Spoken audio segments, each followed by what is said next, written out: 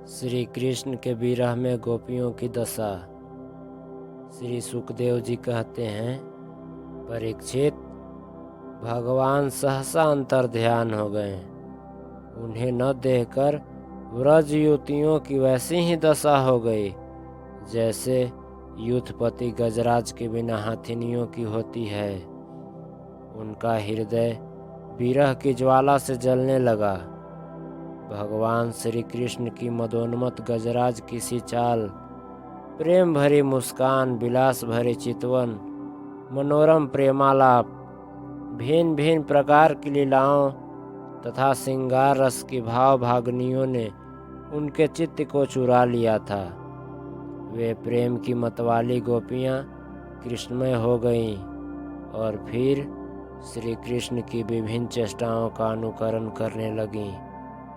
अपने प्रियतम कृष्ण की चाल ढाल, हास विलास और चितवन बोलन आदि में श्री कृष्ण की प्यारी गोपियां उनके समान ही बन गई। उनके शरीर में भी वही गतिमति, वही भावभंगी उतर आई। वे अपने को सर्वथा भूलकर श्री कृष्ण स्वरूप हो गईं और उन्हीं के लीला विलास का अनुकरण करती हुई मैं श्री कृष्ण ही हूँ, इस प्रकार कहने लगी। वे सब परस्पर मिलकर ऊंचे स्वर से उन्हीं के गुणों का गान करने लगी और मतवाली होकर एक वन से दूसरे वन में, एक झाड़ी से दूसरे झाड़ी में जा जाकर श्री कृष्ण को ढूंढने लगी। परीक्षित, भगवान श्री कृष्ण कहीं दूर थोड़े ही गए थे। वे तो समस्त जड़ चेतन पदार्थों में तथा उनके बाहर भी आकाश के समान एक रस स्थित ही हैं। वे वहीं थे, उन्हीं में थे, परंतु उन्हें न देखकर गोपियां वनस्पतियों से, पेड़ पौधों से उनका पता पूछने लगीं। हे पीपल, पाकर और बरगद, नंद नंदन श्याम सुंदर, अपनी प्रेम भरी मुस्कान और चितवन से हमारा मन चुरा कर चले गए हैं। क्या तुम लोगों ने उन्हें देखा है? कुर्बक, अशोक, नागकेसर, पुनाग और चंपा, बलराम जी के छोटे भाई, जिनकी मुस्कान मात्र से बड़ी बड़ी माननियों का मान मर्दन हो जाता है, इधर आए थे क्या? बहिन तुलसी, तुम्हारा हृदय तो बड़ा कोमल है। तुम तो सभी लोगों का कल्याण चाहती हो। भगवान के चरणों में तुम्हारा प्रेम तो है ही, वे भी तुमसे बहुत प्यार करते हैं। तभी तो भौरों के मंडराते रहने पर भी वे तुम्हारी माला नहीं उतारते, सर्वदा पहने रहते हैं। क्या तुमने अपने परम प्रियतम श्याम सुंदर को देखा है? प्यारी मालती, मल्लिके, जाति और जूही, तुम लोगों ने कदाचित हमारे प्यारे माधव को देखा होगा। क्या वे अपने कोमल करों से स्पर्श करके तुम्हें आनंदित करते हुए इधर से गए हैं? रसाल, प्रियाल, कटहल, पितसाल, कचनार, जामुन, आक, बेल, मौलसिरी, आम, कदम्ब और नीम तथा अन्याय यमुना के तट पर विराजमान सुखी तरुवरों, तुम्हारा जन्म जीवन केवल परोपकार के लिए है। श्री कृष्ण के बिना हमारा जीवन सूना हो रहा है, हम बेहोश हो रही हैं। तुम हमें उन्हें पाने का मार्ग बता दो। भगवान की प्रेयसी पृथ्वी देवी, तुमने ऐसी कौन सी तपस्या की है कि श्री कृष्ण के चरण कमलों का स्पर्श प्राप्त करके तुम आनंद से भर रही हो और तृणलता आदि के रूप में अपना रोमांच प्रकट कर रही हो? तुम्हारा यह उल्लास विलास श्री कृष्ण के चरण स्पर्श के कारण है, अथवा वामनावतार में विश्व रूप धारण करके उन्होंने तुम्हें जो नापा था उसके कारण है। कहीं उनसे भी पहले वराह अवतार के अंग संग के कारण यह दशा तो नहीं हो रही। अरे सखी हरिणियों, हमारे श्याम सुंदर के अंग संग से सुषमा सौंदर्य की धारा बहती रहती है।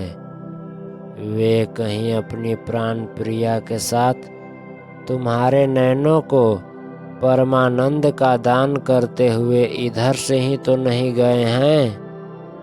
देखो देखो, यहाँ कुलपति श्री कृष्ण की कुंदकली की माला की मनोहर गंध आ रही है, जो उनकी परम प्रेयसी के अंग संग से लगे हुए कुछ कुमकुम से अनुरंजित रहती है।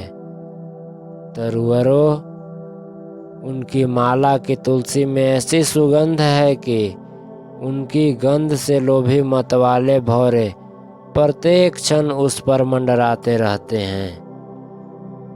उनके एक हाथ में लीला कमल होगा और दूसरा हाथ अपनी प्रेयसी के कंधे पर रखे होंगे। हमारे प्यारे श्याम सुंदर इधर से विचरते हुए अवश्य गए होंगे।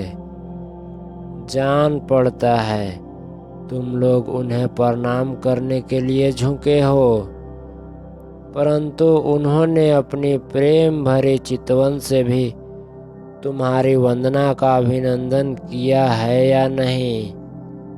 अरे सखी, इन लताओं से पूछो। ये अपने पति वृक्षों को भुज पास में बांधकर आलिंगन किए हुए हैं। इससे क्या हुआ?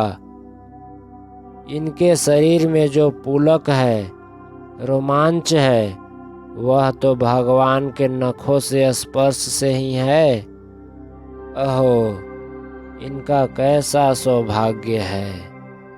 परीक्षित, इस प्रकार मतवाली गोपियां प्रलाप करती हुई भगवान श्री कृष्ण को ढूंढते ढूंढते कातर हो रही थी।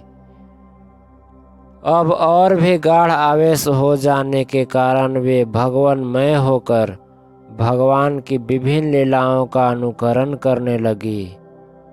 एक पुतना बन गई तो दूसरी श्री कृष्ण बनकर उसका स्तन पीने लगी। कोई छकड़ा बन गई तो किसी ने बाल कृष्ण बनकर रोते हुए उसे पैर की ठोकर मारकर उलट दिया।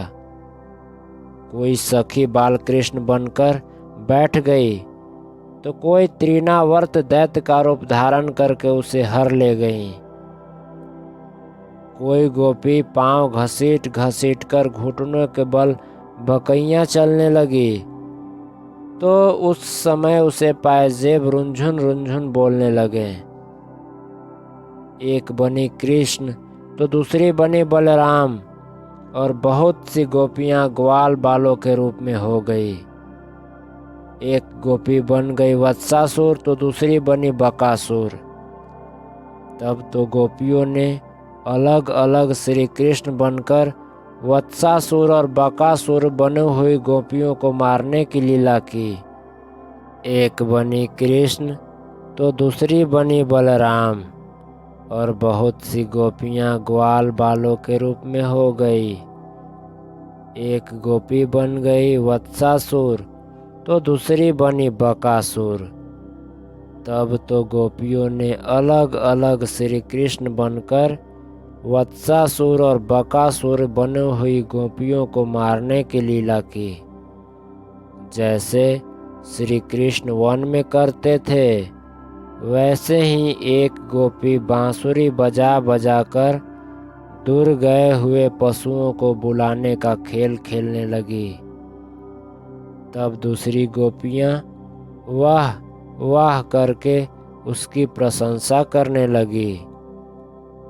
एक गोपी अपने को श्री कृष्ण समझकर दूसरी सखी के गले में बांह डालकर चलती और गोपियों से कहने लगी, मित्रों, मैं श्री कृष्ण हूँ, तुम लोग मेरी यह मनोहर चाल देखो। कोई गोपी श्री कृष्ण बनकर कहती, अरे व्रजवासियों, तुम आंधी पानी से मत डरो, मैंने उससे बचने का उपाय निकाल लिया है। ऐसा कहकर गोवर्धन धारण का अनुकरण करती हुई वह अपनी ओढ़नी उठाकर ऊपर तान लेती। परीक्षित, एक गोपी बनी कालिया नाग तो दूसरी श्री कृष्ण बनकर उसके सिर पर पैर रखकर चढ़ी चढ़ी बोलने लगी, रे दुष्ट सांप, तू यहाँ से चला जा, मैं दुष्टों का दमन करने के लिए ही उत्पन्न हुआ हूँ। इतने में ही एक गोपी बोली, अरे ग्वालो, देखो वन में बड़ी भयंकर आग लगी है, तुम लोग जल्दी जल्दी से अपनी आंखें मूंद लो, मैं अनायास ही तुम लोगों की रक्षा कर लूँगा। एक गोपी यशोदा बनी और दूसरी बनी श्री कृष्ण। यशोदा ने फूलों की माला से श्री कृष्ण को उखल में बांध दिया। अब वह श्री कृष्ण बनी हुई सुंदरी गोपी हाथों से मुंह ढांककर भय की नकल करने लगी। परीक्षित, इस प्रकार लीला करते करते गोपियां वृंदावन के वृक्ष और लता आदि से फिर भी श्री कृष्ण का पता पूछने लगी। इसी समय उन्होंने एक स्थान पर भगवान के चरण चिन्ह देखे।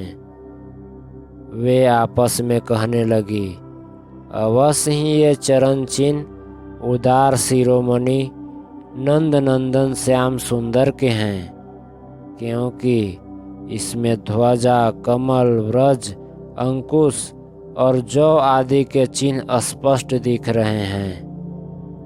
उन चरण चिन्हों के द्वारा व्रज वल्लभ भगवान को ढूंढती हुई गोपियां आगे बढ़ी। तब उन्हें श्री कृष्ण के साथ किसी व्रज युवती के चरण चिन्ह दिख पड़े। उन्हें देखकर वे व्याकुल हो गईं और आपस में कहने लगीं, जैसे हथनी अपने प्रियतम गजराज के साथ गई हो, वैसे ही नंद नंदन श्याम सुंदर के साथ उनके कंधे पर हाथ रखकर चलने वाली किस बड़भाग्नि के चरण चिन्ह हैं। अवश्य ही सर्वशक्तिमान भगवान श्री कृष्ण का यह आराधिका होगी। इसीलिए इस पर प्रसन्न होकर हमारे प्राण प्यारे श्याम सुंदर ने हमें छोड़ दिया है और इसे एकांत में ले गए हैं।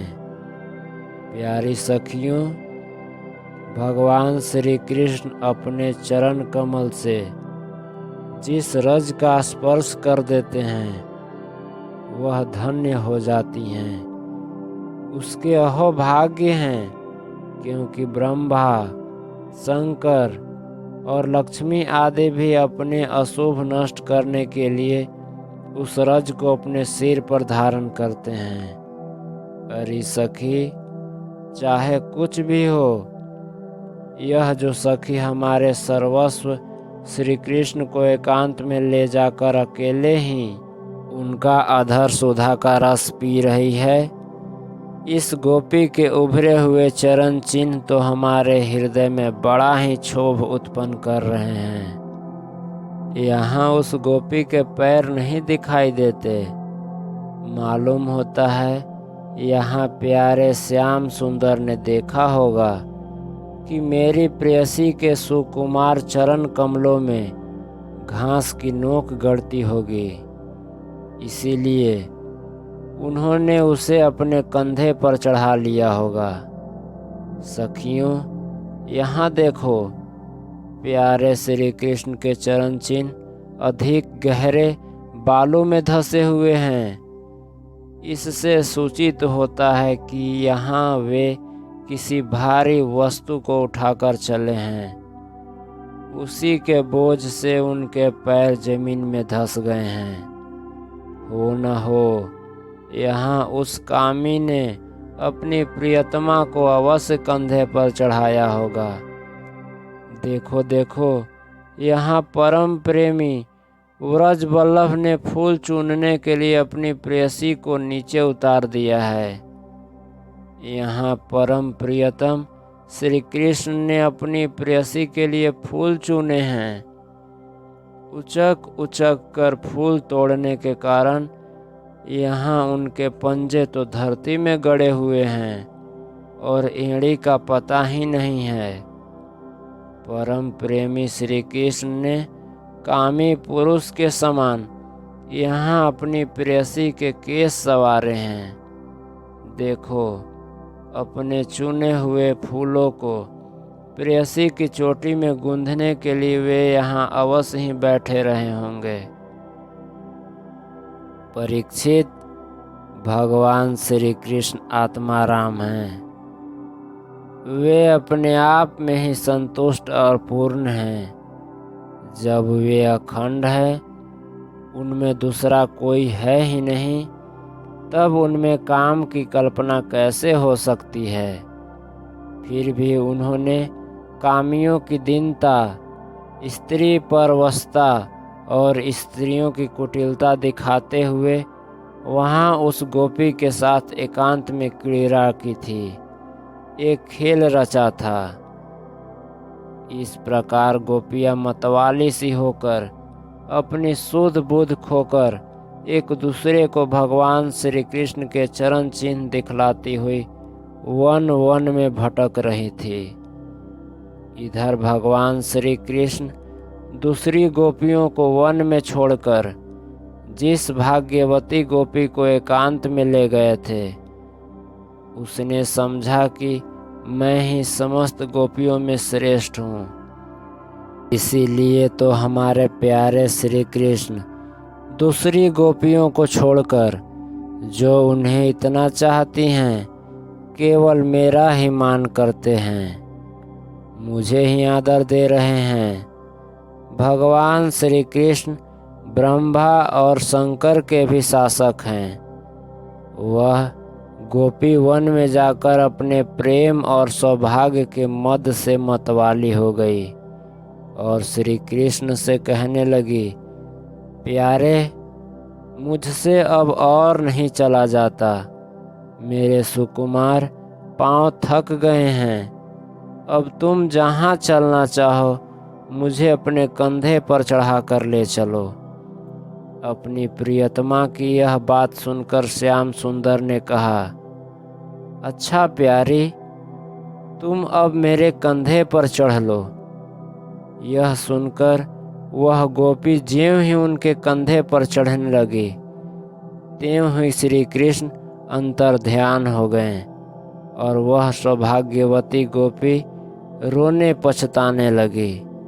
हा नाथ, हा रमन, हा श्रेष्ठ, हा महाभोज, तुम कहाँ हो? कहाँ हो मेरे सखा? मैं तुम्हारी दीनहीन दासी हूँ। शीघ्र ही मुझे अपने सानिध्य का अनुभव कराओ, मुझे दर्शन दो। परीक्षित, गोपियाँ भगवान के चरण चिन्हों के सहारे उनके जाने का मार्ग ढूंढती ढूंढती वहाँ जा पहुँची।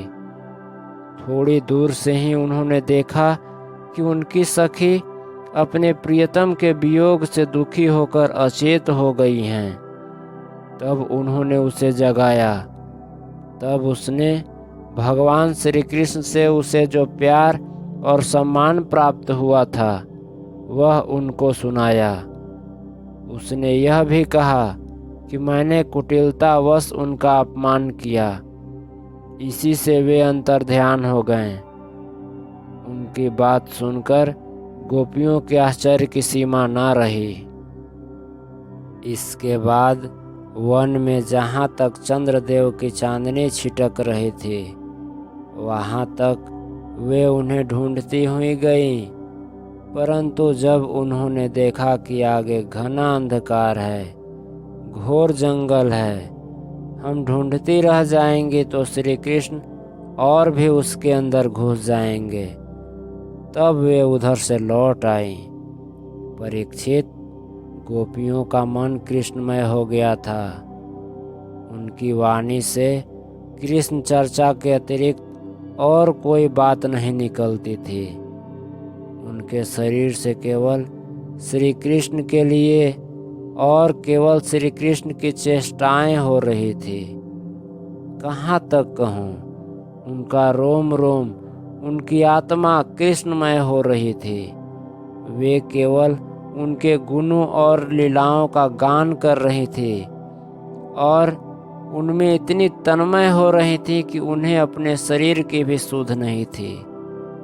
फिर घर की याद कौन करता। गोपियों का रोम रोम इस बात की प्रतीक्षा और आकांक्षा कर रहा था कि जल्दी से जल्दी श्री कृष्ण आए। श्री कृष्ण की ही भावना में डूबी हुई गोपियां यमुना जी के पावन पुलिन पर रमन रेती में लौट आईं और एक साथ मिलकर श्री कृष्ण के गुणों का गान करने लगीं।